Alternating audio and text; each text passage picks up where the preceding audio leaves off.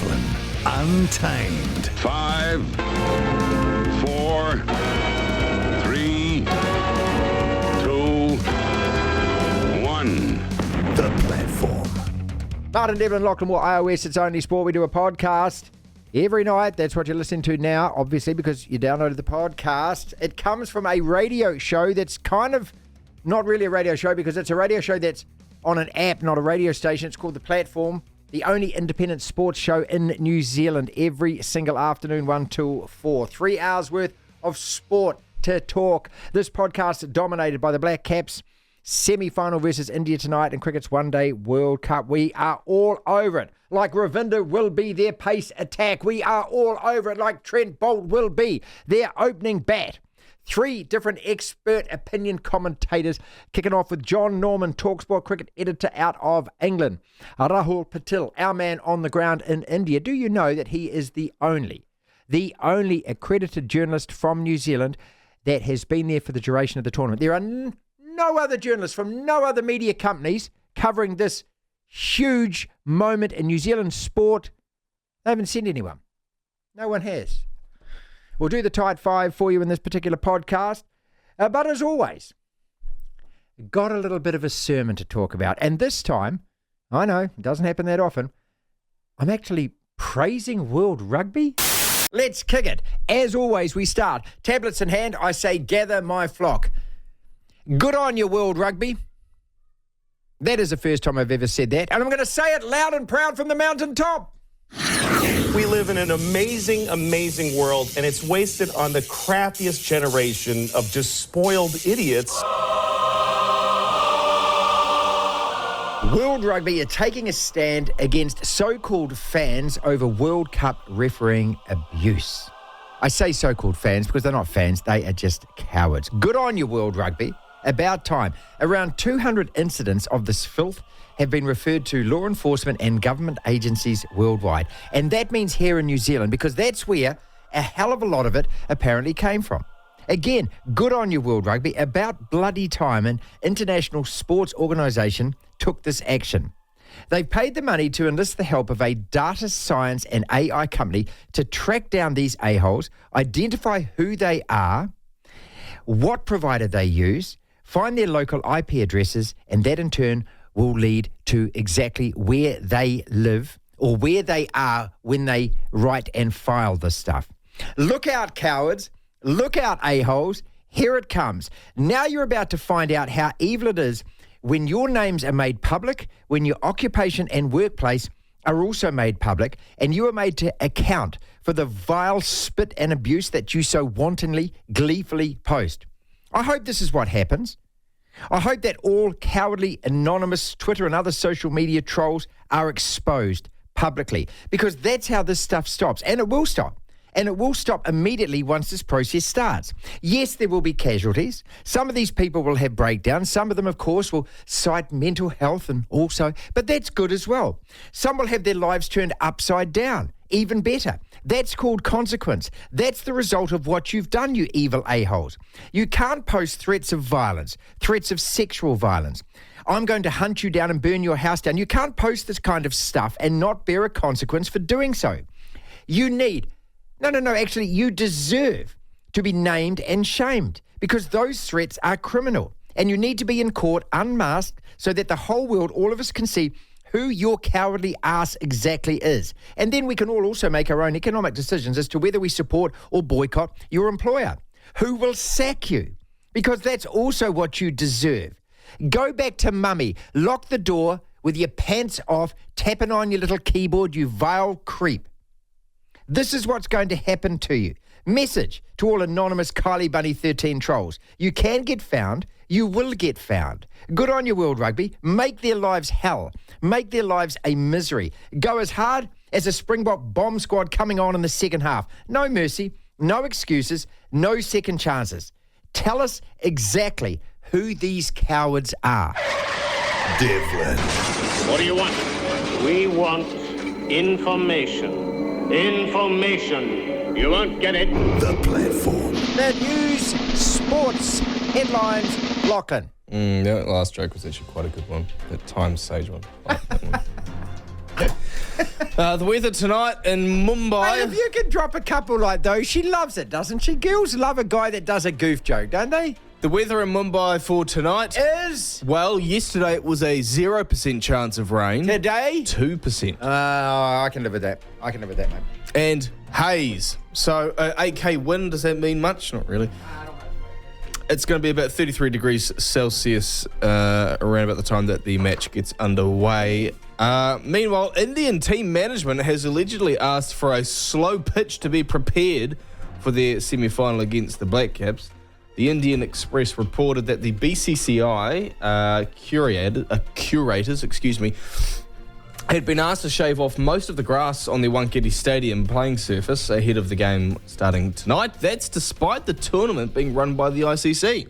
So how on earth can the BCCI do this? Because the BCCI run ICC, pretty much. It's a bit like how the Six Nations run World Rugby. It's the same thing.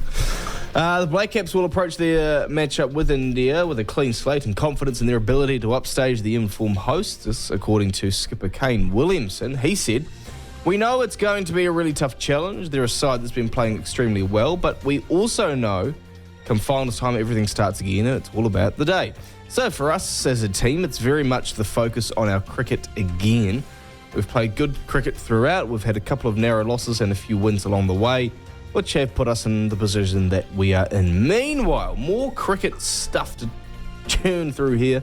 Former Black Caps all-rounder Scott Styris believes that there will be a distinct element of fear within the Indian camp leading into tonight's match. He said, "I think India are actually fearful of New Zealand. We're the one side who has had some success over the last few tournaments.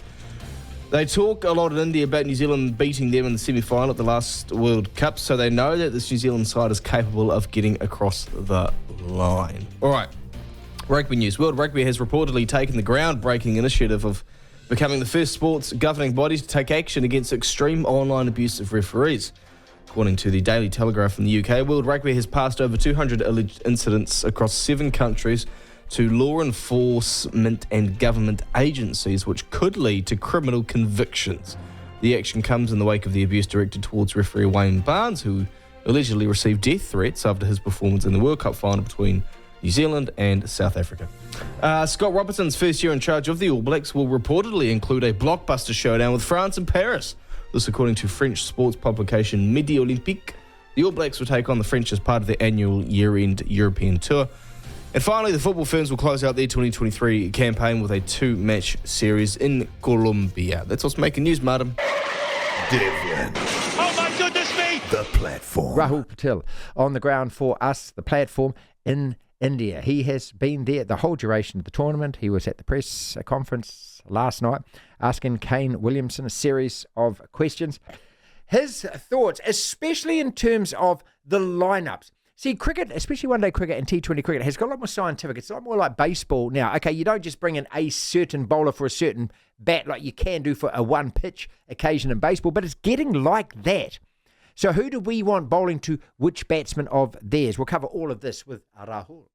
What we're trying to do is we're trying to find chinks in their armour. We're trying to find weaknesses. We're trying to find something. And most of what we're talking about seems to be the intangibles about psychological factors or, applied pressure, the crowd going silent, the expectation, all of that kind of stuff. We haven't talked, in terms of their weaknesses with bat and ball. Do they have any? Yeah, they do. Like every opening batter is susceptible to that new ball that moves and swings. So is the Indian top order. If Trent Bolt can get it up there and bring it back into the right-hander, there's a chance. Rohit Sharma and Virat Kohli's records against left-arm pacers, not the best. They've struggled against Bolt in the past. They've struggled against Shaheen Shah Afridi from Pakistan. They've struggled against Mitchell Starc from Australia. And all these guys at pace pitch it up and bring it back into the right-hander for the LBW or the Bold. So there's a weakness there. Shreyas Iyer in the middle order, great player of spin bowling, great at rotating the strike, but has a visible defect against the short pitch delivery. And Lockie Ferguson's going to be right in there doing exactly that against him. Mid Santner, fantastic bowler, line and length. And if there's one kind of spinner that the Indians don't like facing, it's a left-arm spinner who's accurate. and he is also going to be in the business. So yes, there are deficiencies there. It's just a matter of striking early, keeping your nerves, and just playing the long game, the full 50 overs. If we can keep our nerves for the full 50, we are in with a chance. Brendan just asked a question about who's going to be our fifth bowler, and are we going to bit part it? Are we going to use Phillips? Are we going to throw in there Mitch as well? Are we going to try and sort of make up those final 10 overs? Yeah, I mean, he's been a revelation, Glenn Phillips, with his off spinners. I don't think we'll get through 10 overs of him today, to be honest, just because of India being so good against off spinners and this ground being a smallish ground and it's a 6-hitting ground. So I'm sure they'll take him to task if and when he comes to bowl. But in saying that, we've got others. We've got Rachin with his left-arm spinners again. We've got Daryl Mitchell, who bowls a bit of seam-up. We've got Mark Chapman, who hasn't bowled all tournament. But then there's a slight bit of a question mark whether he does play or whether we play the aggressive option of a Kyle Jamieson and then play with 5 bowlers. So who knows? We might not even need our 6th bowler. Okay, all right. What's your gut feel about this? As I say, you haven't missed a game yet. Do we go in with 5 or do we go in with 4 and actually bolster the batting? I just think we need to surprise them with something. And knowing Kyle Jamieson's record against India when he had that debut series in New Zealand, he's got a bit of psychological against a few of these top order batters. I think go in with 5 bowlers and maybe Mark Chapman misses out. And that could be the X factor. You know, you've got to surprise India. Otherwise, this could be one-way traffic if it all goes India's way. We've got to surprise them in one way or another. Play the aggressive option, play with 5 bowlers, play to win. Rahul Patil is with us on the ground, the only Kiwi journalist that is there covering this World Cup. He's doing it for the platform, doing a hell of a job for us. Winning the toss, how important is the toss? And if we win the toss, do we bat first? Because everyone seems to think that we've got to bowl when that wind comes in and maybe a bit of dew as well. That is spot on. Wankhede traditionally, great batting wicket. Make the first use of it. Why do you want to hand the advantage to the opposition by letting them bat first on a good batting wicket? Put the runs on the board, put them under pressure, under the lights. It always does something. I was speaking to a local guy yesterday, and he told me that the tide comes in at about 6:37 in the evening, which makes a huge difference to that wicket. So that's another factor to consider. Just bat first, bat well, 275 plus on the board, and let the scoreboard do the talking.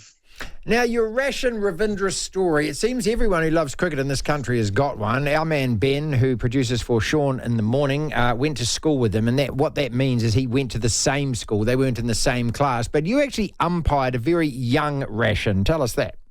Yeah, so when I first moved to New Zealand, I wanted to be involved in cricket in one way or the other. So I became an umpire with the Cricket Wellington Umpires and Scorers Association. Initially, they used to, before I started doing club games, I used to do a lot of school cricket. And a 12-year-old Rachin used to play for Hart International Boys School at the time. The very first game I was doing, lucky enough to do it with a very senior umpire, Ian Watkin, who was an international umpire from New Zealand. In that first game, a 12-year-old Rachin was playing against 15 and 16-year-old kids. He was in the first 11. They're trying to bounce him out and bowl short at him. And this young lad used to stand up tall on his back foot, punch them through the covers, hook them, pull them. And I said to Ewan, who is this kid? And he said, mate, he's special. Watch out for him. He's going to be big. And then I did a bit more research on him, and all the coaches around Wellington had earmarked this guy for greatness. They said, he's going to be a star in the future for New Zealand. So I've always kind of followed his career since then. And it's so good to see him, live up to that potential. He took a little bit of time to come to terms, but now that he's found his groove, boy, is he making it count. World Rugby back in the news. Couple of stories, brickbats and bouquets. Yeah, well, praise for World Rugby and the fact that they're going to go after these online trolls who have been sending their filthy, vile abuse to Wayne Barnes, amongst others. Name and shame these cretins. Show their faces. Tell us where they work, who they are, so that they can't hide behind their anonymous Kylie Bunny 13 caricatures. That's one. But the idea that World Rugby may have privately leaked the verdict on whether Foley, the TMO in the World Cup final, did overstep the mark. Oh, that one I'm not so au fait with. Look, if you're going to deal with this, then do it with transparency and do it with honesty and also do it publicly. Chris Jones, Times Online, rugbypass.com. Let's talk about these two issues. Chris, there's a bit of confusion around this. This story broke yesterday on Stuff here in New Zealand, and I'll quote, they say that they understand World Rugby has privately acknowledged to the All Blacks that the ruling of Aaron Smith's try in the final was in fact outside the rules. The TMO interference shouldn't have happened because it was beyond the 2 phases. It was in fact 4. They're saying that, so I'm just trying to figure out where this has possibly come from. I noticed that it hasn't been widely reported anywhere else in the world, so it's either come from within New Zealand Rugby or the All Blacks themselves. But who exactly from World Rugby would be saying this? Is it Bill Beaumont? Is there a special division that handles this kind of stuff? Or is it one of those people that we saw at Roland Garros, the 20-something who sat there tapping furiously away at their computers and putting out press releases every day that nobody read? No, they're probably still doing that, actually. But right. What you do is, you, as coaches, you can officially send in your videos. Remember, a certain South African coach called Rassie Erasmus is very good at this, and then you get a response from the World Rugby refereeing department on your queries.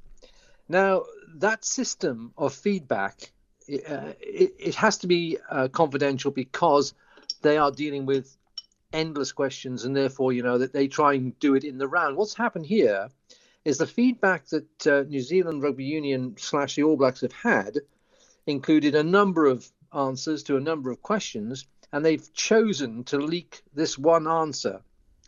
And from what I understand, it is being viewed as an undermining of the system, and one that may lead to a change in attitude, because if they're going to be open and honest about decisions, and we could be talking about 100 decisions here in a match, if they're going to be leaked on a sort of, well, this is a more interesting one than that one basis, then why continue with the process?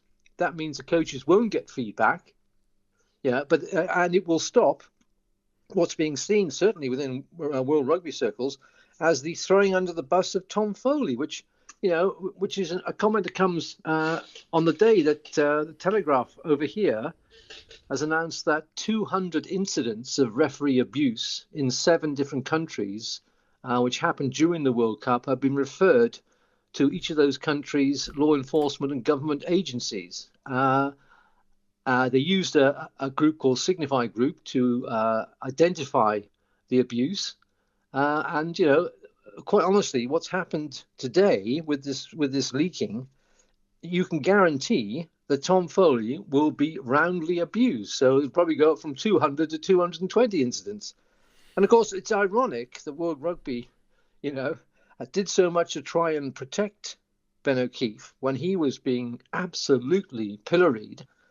And yet New Zealand have allowed another referee, this time a TMO, to be chucked under the bus. And no doubt he will face the sort of horrendous abuse that O'Keefe did. All right, as far as the social media abuse goes, what can actually happen from here? I mean, this is a great development, isn't it? Because as I've always said, it is only the cowards that do it. They do it hiding behind pseudonyms. And they need to be outed. Their names, their workplaces need to be outed so the rest of us can make conscious decisions not to spend at wherever it is they're working, which means that then their employment comes under huge scrutiny from their own bosses. This is how you're going to get this stuff to stop. So what is the next step in that process? Well, I understand that World Rugby are going to publish their findings in the next couple of weeks. They monitored, according to the Telegraph, 571 players, 22 match officials on X, or formerly Twitter, and Instagram, in 35 languages, including emojis. And it's from those monitoring that they've picked up the abuse that was coming the way of various players and officials, and mainly the officials. And we are going to have this released, which is very nice, because they need to show everybody the actual extent of the type of appalling abuse that is being aimed at match officials. And, I'm sure that it will trigger similar things for football and cricket and other major games where the guy standing in the middle or holding the whistle, who actually allows the game to be played, is given some protection, because we're hopefully, and I know it's your point is absolutely right, we're going to out these people, but of course a lot of the keyboard warriors are so scared of being found out who they are, they hide behind made up names. And until we ask for passport verification or some other verification to allow you on to X, we're going to have this problem of actually identifying the really, really dangerous people out there who make death threats, who say they're going to burn your house down and rape your wife, because that's the sort of thing they've been receiving. To hear the full interview, download the platform at the App Store. Via Platform Plus, you can go back and listen to the whole show and all of the interviews in full. The Tide 5. 5 separate sporting topics. When the bell goes, we move quickly on to the next one. Black Caps versus India. Yesterday, Lachlan, you gave us a 31% chance of winning. Have you moved on that? World Rugby are referring around 200 incidents of online abuse to local law enforcement and government agencies. What a good move this is. Name and shame these freaks and creeps. The All Blacks enter season tour. We've got a couple of mid-year tests against England and Fiji. And then we play France in Paris. Are you excited about that? Or you're more excited, Lachlan, about the test against Japan on the way to... Good Lord, why do we do this?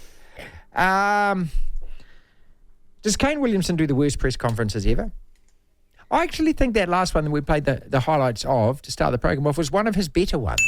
I mean, he is cliche Kane, we know that. But hey, I mean, you know, his work comes with the wooden hand, doesn't it? As opposed to the words out the mouth.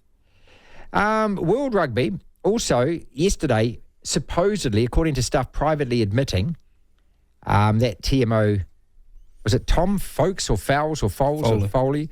Got it wrong with Aaron Smith's try. I mean, what is the bloody point of that? I mean, just be honest, but why privately admit it? Why not publicly admit it if you are going to admit it? And India, and shaving the pitch tonight at Wankhede Stadium. Let's kick it off with that, Lachlan, because that's dodgy as. So this is a ICC tournament. Therefore, no country has the authority, I would have thought, to direct the ground staff at any ground during this tournament about what they should do to the surface, to alter it, to improve it, to make it slower, make it faster, make it greener, make it whatever. But then again, you add to that the ICC, we'll put a B with it and swap the letters around, is also BCCI, and that's the Board of Cricket from India, who do actually own the ICC because they bought the rights to all of their tournaments, so they can pretty much do what they like. Is it dirty, Paul? Is it dodgy?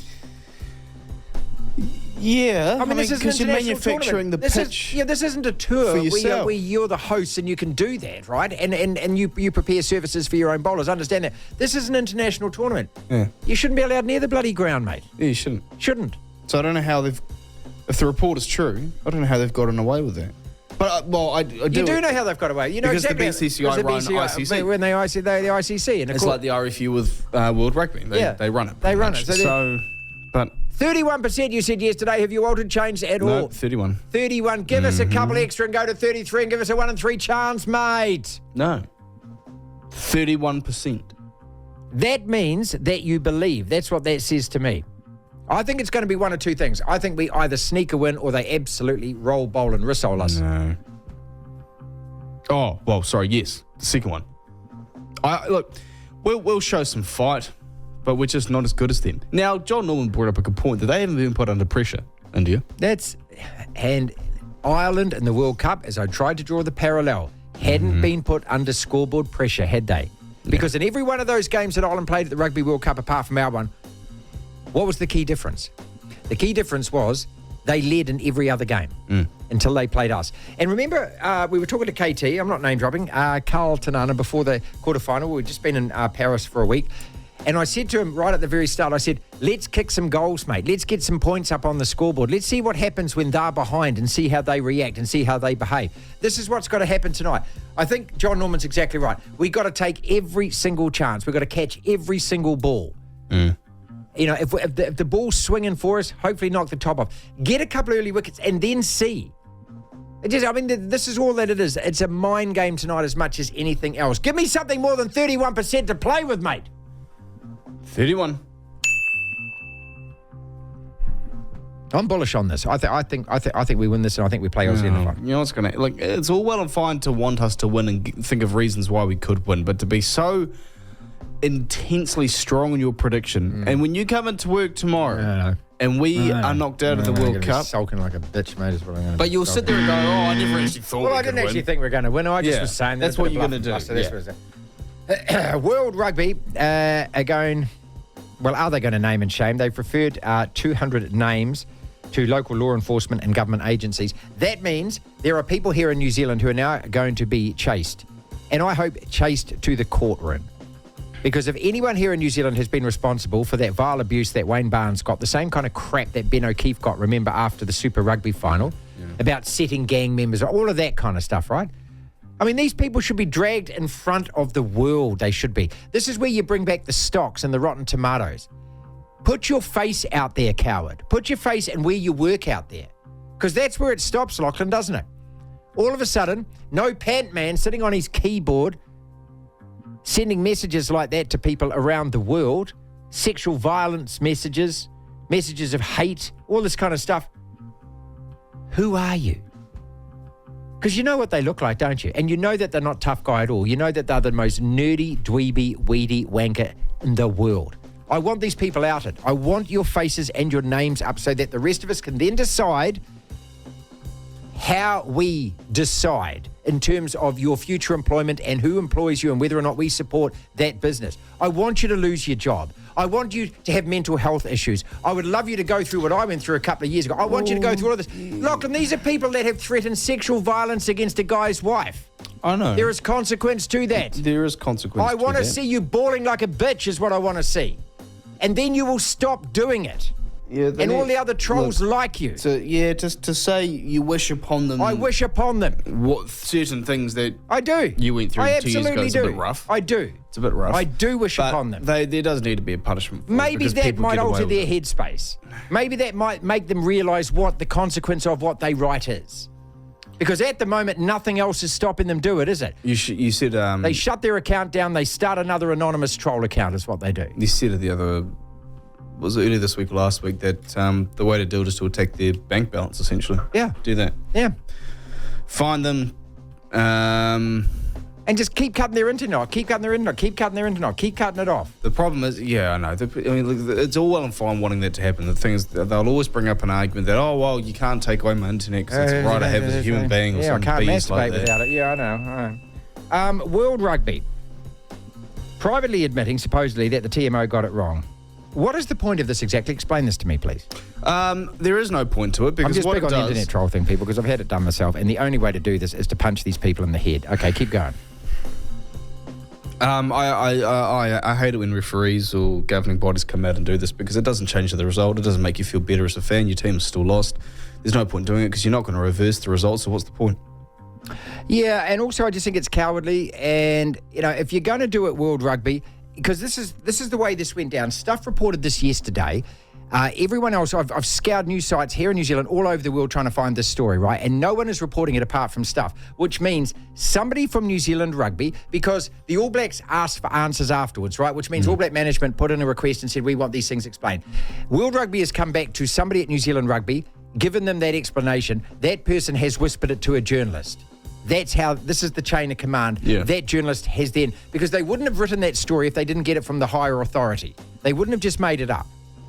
So, somebody from New Zealand Rugby is too cowardly to come out and say it. Somebody from World Rugby is too cowardly to come out and say it. So why bother saying it? If you can't put your face and your name to it, don't say it. Don't say it. What's the point? Yeah, but that's not really how news, at least modern news, really operates. You'll see, there'll be someone within New Zealand Rugby who, I don't know who wrote the story for Stuff, but will be a... Paul Cully. Okay, there'll be someone, I guess you could use the word mole of sorts within NZR who said this to him, and that person has been within the circle of people who went to World Rugby and asked for clarification on that decision. That's it. Which is not good, but you've always got that within sporting bodies, that there are moles in there who will reveal the information to the media, which I don't think, by the way, is a scoop. I never think that's a scoop. I don't think it's a scoop when you have someone who, I don't know, you're scratching each other's back and you're more or less being paid, or you're paying them or they're paying you to get a story out there. That's it. That's not what a scoop is. Anyway, I don't know. I just can't see the point of it. I don't see what it does. It doesn't resolve anything, does it? Well, has anyone really gone after World Rugby? Has anyone over there in the UK gone after World Rugby? They won't talk. They won't talk. We're going to talk to Chris Jones about then this. What's the point of the whole? But I hate it anyway. I hate it anyway. South Africa won the test. They won the match. Well, that's the thing. Even if you're the All Blacks and you're Ian Foster and New Zealand Rugby, just leave it. You lost the match. It's not going to change. Like, if I was a coach or I was in that position, I wouldn't want to keep reopening that wound and going, oh, I told you so. We should have had that try. Yeah, but did you win the match? No, we didn't win the match. It doesn't matter. No, we didn't win the match. Move the one more before we go to our man Ben Campbell. All Blacks enter season tour. Well, it looks as though we get 2 tests against England here at home. Look forward to those during the year. And also playing Fiji, World Cup quarterfinalists. Look good to that. Look forward to that. France and Paris in November. Yes. Look forward to that. Mm-hmm. Yeah, absolutely. And the rudimentary Japan cash cow test on the way. Do we send the All Blacks 15 over there to play that one again, do we? Excuse me. Oh, look, I have no problem with us playing Japan. I hate it when the All Blacks 15 side gets involved. Or the New Zealand 15, sorry. I don't want to call them the All Blacks 15. I hate that. In terms of the All Blacks, I mean, we've got to play all the best. Every year we've got to play, like, our end of year tour needs to be against probably at least the 2 best teams in the Northern Hemisphere. It's got to be 2 out of England, Ireland and France. Yeah, it's 2 out of those 3. Exactly. Yeah. And then you probably need to throw in one of Wales or Scotland in there as well as playing someone like Japan. Maybe playing someone like Georgia. Why not? Why not? Why not? Play Portugal. Why not give them a game? Play them. Why not? Send the maybe that'll New be Zealand part of the 15 over. schedule. I totally agree with you, mate. Jon Norman, talkSPORT cricket editor, man of much experience in all matters, bat and ball. His thoughts on us versus India. Can we win it all? Apparently, Bazball is the reason why England have been so poop at this one-day World Cup. How do you make that connection exactly? Well, if I'm going to be, I mean, look, it was classic management speak, wasn't it? Deflecting criticism and attention away from the coach and the captain and the team, Rob Key, who's pretty much got everything right since he's come into the job, taking all the blame. I mean, we've seen that method many times. Look, at the end of the day, if you win the toss and decide to field in 40-degree heat, you don't need focus on the test team to know that is a tough decision, right? If 5 of your top 6 fail to score a run in the entire tournament, that's not really about the test team, is it? That's just about an alarming drop-off in form. Yes. But I suppose there is something in what Rob Key's saying. I'll take you back to 2019. Now, there was an Ashes that preceded the World Cup. Oh, no, it didn't. It came after the World Cup. England drew it 2-2. Now, all the talk back in 2019 was, what would you prefer, a 50-over World Cup or the Ashes? And surprisingly, or it was surprising to me, the majority of people felt that the 50-over World Cup was actually more important. And so it proved. England, of course, just about squeaked home. And they were very, very lucky not to get beaten at home against the Australians. The focus, without a doubt, was on the 50-over World Cup. Fast forward to 2023, and the complete opposite is true. It was all about the Ashes. And the 50-over World Cup was almost like an afterthought. Wherever that falls down, that argument, is, of course, that if you look at the 4 teams that are in the semi-finals, there is another country that played in the Ashes, and they actually did okay. So the fact that Australia are there with a team that, let's be honest, does comprise a good 7 or 8 players who played in the Ashes, does detract somewhat from the Rob Key message. India versus New Zealand tonight. Go back 4 years. It took a couple of days and we upset them then. The World Test Championship, we got them again. I know this is not then, this is now, and they've won 9 in a row. But do you think that in the back of their minds, they're looking at New Zealand like a banana skin, or do you think that they're just so imperious in form at the moment that they'll sweep us aside? Well, a lot's got to go right, doesn't it? I mean, you're right that back in that 2-day, one-dayer that took place 4 years ago, there was a lot of things wrong with the Indian team. Certainly the team was coming towards the end of the MS Dhoni reign. They weren't, let's be honest, they're much better in India, aren't they, than they are in England? Yep. So, and that was, the pinnacle that was the peak, I suppose, for the New Zealand 50 over side when you look at the lineup that they had back then. So, look, as I say, a lot's got to go right. You just got the feeling that New Zealand have got to win the toss. You just got the feeling that New Zealand have got to put a score on the board. And you just got the feeling that New Zealand have got to catch everything and essentially bowl very well. All of those things can happen, but they also need some luck, don't they? And they also need the pressure. They need to be able to exert some pressure on a side that hasn't been in particularly that many pressurized situations. They've got to be able to make that count. The fact is, New Zealand have played a lot of pressurized cricket. They haven't come out the right end of it a lot of the time in this World Cup. India, it's almost gone too well. They haven't been under the pump. Personally, I think that Australia have got, if not the sign over India, I think that they are the team that India fear. I don't think they fear New Zealand, but what they will fear is failure. They will fear failure if they lose a couple early and they're chasing 300 and the ball's moving around a little bit. That really, for me, unless something ridiculous, Glenn Maxwell type innings happens, and if that happens, fair enough, or an absolutely electric and inspired spell of bowling, possibly. Individual success can carry a team a long way in 50 over cricket in a way it can't in Test cricket. But for me, if New Zealand are going to win that match, that's the way they're going to do it. To hear the full interview, download the platform at the App Store. Via Platform Plus, you can go back and listen to the whole show and all of the interviews in full. BTE is Brendan Telfer. Here he comes. The doyen with over 50 years of broadcasting experience. Brendan, do you still get excited? Can I use the word excited about a game like tonight versus India? I do, yeah, I do. I've been looking forward to it all week. I was thinking about last night. I thought, oh my God, it's been such a long time since we've had any World Cup cricket on. So, I read a review recently from a cricket writer, actually, who here in New Zealand in a publication, who rubbished this World Cup. It was boring. It was going on and on and on. There were no matches that went to the last over. And I'm thinking, some people are really hard to please. Humbug, yeah. Go on. It's just been fantastic. I think the run scoring has been mind-boggling, hasn't it? I mean, which just reminds me, I still feel angry. I've lost complete faith in respect for Mezes and Duckworth and Lewis. How can a team score 406 runs or whatever it was in a one-day match and lose on the Duckworth? Well, that's because, mate, we bowled pies. They'd scored 160 off about 10 overs against us, mate. That's they hadn't. They'd scored 200 off 24 overs. There's still another 200 runs they had to score. How many teams ever chased down 400? Not many. You could count on one hand in the history of, and yet they gave that match to Pakistan. But all right, so what's the key to this match against India tonight, Brendan? Because they are the overwhelming favourites. They've won 9 in a row. They're on form. What do we have to do? Well, if you'd watched AM this morning, I answered that question already once today, but I'll answer it again for you. The key is for the New Zealand bowlers to take 2 to 3 wickets in the first 10 or 15 overs. And this is the thing that every team has found difficult with India.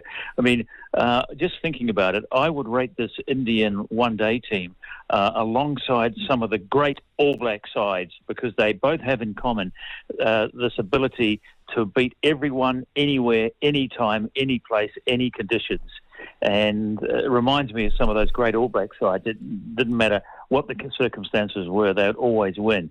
And this Indian team is rather like that as well, whether they're 9 from 9, aren't they? The only team that's unbeaten. And that batting lineup, I mean, the Indian openers, Gill and Sharma, usually get about 90 to 100 runs off the first 10 overs. And when you get an Indian wicket, the guy that comes to the crease is Kohli, who's the top run scorer of the World Cup. Yeah. So I think you've got to get those two and Kohli in the first 10 or 15 overs. You still won't bowl India out, I imagine, in 50 overs, but I think if you can knock the top off in those first 15 overs, you may be able to restrict them to somewhere around 300 or just over. And that's eminently gettable, as this New Zealand team has shown as well in that run chase against Australia and what they did against Pakistan. So to me, that's the key. But if you don't get those guys early, and I just have this feeling with Kohli, He got out for 51 the other day in that match against the Netherlands, and I think it was because he wants to score his 50th first class. Oh, come on, mate. That's a conspiracy bloody theory, mate. Come on. And he wants to get his 50 tonight, and then he'll beat Sachin Tendulkar's record with 51 in the final. Let's talk some golf. We had Ben Campbell on earlier. We had a little bit of a technical problem. I don't know how much of that people got to hear, but it was great talking to him. I'd never ever talked to him before, Brendan. The first time I'd ever sort of spoken to him and met him. He won that Hong Kong Open. He never led until the final hole, sank a 15-footer. Had some real distractions where the Thai guy tried to do a bit of a Van der Veld halfway through, but he actually held off Cam Smith, which was brilliant as well. So first, two parts to this question. How significant his win? And then just as a silly question, comparing Ryan's year to Steve Elker's year, because both of those guys have finished brilliantly as well. We'll get to the comparison in a moment. This is an extraordinary win by Ben Campbell because he's not playing on a major tour because he hasn't played enough golf. He has just been totally kind of hobbled by injuries for about the last 6 or 7 years. I remember when he turned pro 10 years ago, Peter Williams and I had a game of golf with him out at Middlemore after a media day, and we both thought, having seen this guy who had a brilliant career as an amateur, that he would follow in the likes of Philip Tatarangi or Frank Nobilo or Michael Campbell and do pretty well on the professional tour. But he's just had a back that just hasn't settled down. He's had operations. He's had 6 months away from the game, 3 months here, 6 months there, and he's never played enough to earn enough points or money to get onto a major tour. And so he's been playing on this Asian tour, which is a fairly small tour, but it has some reasonable purses, and this was one of them. The Hong Kong Open at $2 million or nearly 3 million New Zealand. Nice collect. And it was interesting that the guy that he beat was his old amateur mate, Cam Smith. They're good mates, these two, very good mates. And so he would have enjoyed playing the last round with Cameron Smith because they played a lot of amateur golf together 10 years ago. And so it would have been very sweet for him to have birdied the last 2 holes as he did to beat Cam Smith by 1 shot. Cam Smith certainly didn't need the money given how much he's got from Live Golf. So for Ben to pick up the best part of $600,000 is just fantastic. It's made his year, and if his back can just stay settled for a while, for another couple of years, he will make a lot more money. He'll be playing in the Australian PGA and the Australian Open, which are the 2 big events coming up from the next 2 weeks. So he should do well there. But it's a really great feel-good story. Yeah, it actually. is. Yeah. Not very often we agree, Telf, but we agree on this one, the Daily Telegraph, and their 10 laws to improve rugby. I love this idea that you put to me about that they suggest also that scrum penalties should be free kicks. And the reason is, mate, is because none of us understand what's going on. The ref doesn't understand. And I'll use that scrum penalty at the end of the semi-final between England and South Africa as a great example. The England prop went down on one knee, got back up. That's a penalty. But the South Africans were boring in on the side. That's also a penalty. And apparently there was another infringement. And so Ben O'Keefe chose to penalise the England guy, not the South African guy. But that should be a free kick, is what it should be. It shouldn't decide a game. Exactly, because some guy's knee hits the turf for a few seconds. The other team gets a penalty and kicks a goal and wins a match or can win a World Cup final even. Is absurd. It's completely out of it's out of kilter with the kind of seriousness of the offence. If you remember, totally agree. If you remember 7 or 8 years ago, I think it was, that rule was experimented here, and I think it was experimented in the UK as well, the free kick. A lot of penalties were converted to free kicks, and it was fantastic. And we all thought it was great down here because it sped the game up, kept the momentum going. But, of course, those boring old farts who sit around the table at the IRB, as it was then, no, it's taking away central components of the game, And so they love the penalties, they love the shots at goal, and they love all that stuff that goes with it. And so it was dropped. And I remember thinking at the time, while we were on Radio Sport, I think, and I remember thinking and saying, this is terrible. Why are they going back to these dreadful penalties, one after another, every 20, 30 seconds? And that's what's happened. And now, again, some are starting to think in the Northern Hemisphere, which is a good sign, that maybe we should go back to the idea of converting a lot of these penalties back to free kicks, which is all they deserve. That's our podcast for today. Thank you so much for listening. If you want to listen to the entire show, 1 till 4, Monday to Friday, download the Platform app, and via Platform Plus, you can go back and listen to whatever shows over however many weeks at your leisure, at your listening pleasure. Platform Plus. First thing to do, though, is download the Platform app. Devlin. Unbelievable. Incredible. The Platform.